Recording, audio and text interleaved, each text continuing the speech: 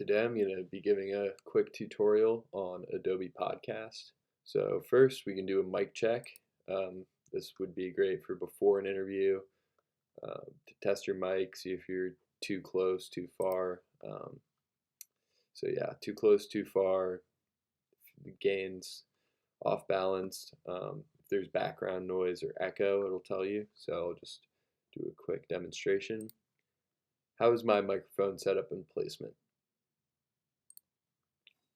It says I'm too far from the mic, too much gain, and we're good on background noise and echo.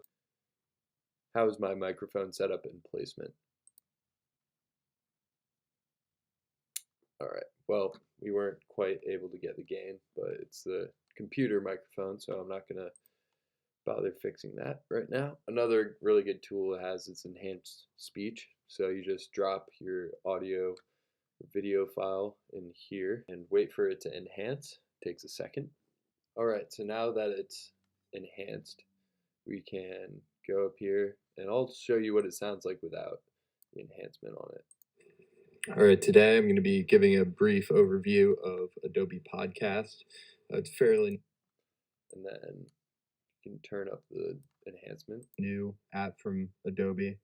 It's still in its beta, and it just sounds a lot crisper. And this slider is really helpful because you sometimes don't want to enhance it all the way to 100 strength because it can distort the dialogue a bit.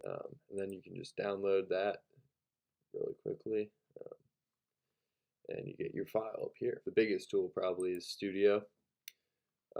It's really helpful because you can actually do remote interviews.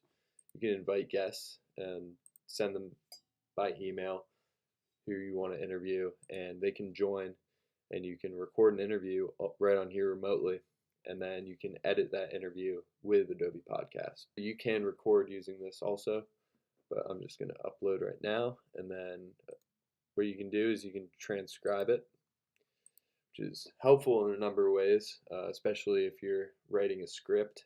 Alright, so now that that's transcribed, you see your transcription of your audio clip here. All these little dots are blank spaces, or spaces in between your audio.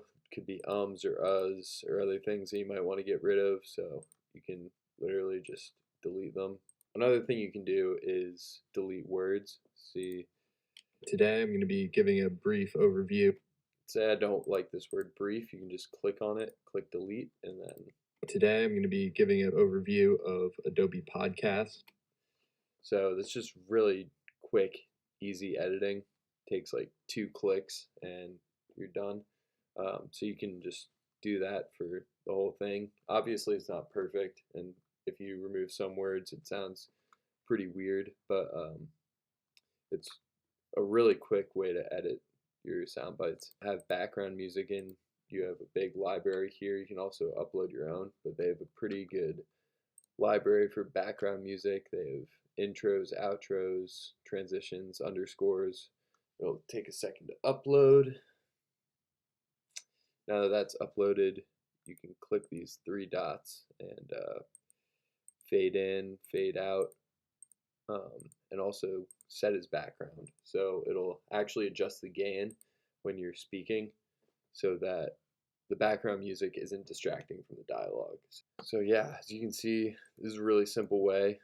It can take a while on Premiere or something, but if you're just making a quick podcast for a multimedia story or something, or just a couple sound bites for something, it's a really quick, easy thing to do. Say you're giving an interview and you cut out all the questions, but you still want to stay organized.